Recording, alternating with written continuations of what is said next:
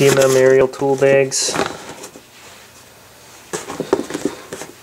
made of thick PVC material. Look at the bottom here again, kind of a D shape. That's so it can sit flat against you if you're hanging it from your saddle through this gear loop on the top. Drawstring to keep it tight and loose. Also additional gear loops here on the top, or can be used as handles to carry. Racking ladders here to be able to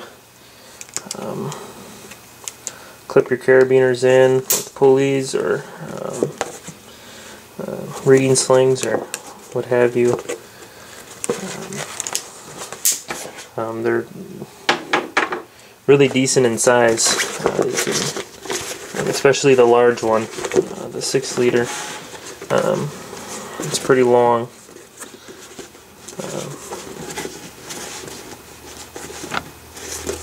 Again, flat on the back side, same on this one, on the large one.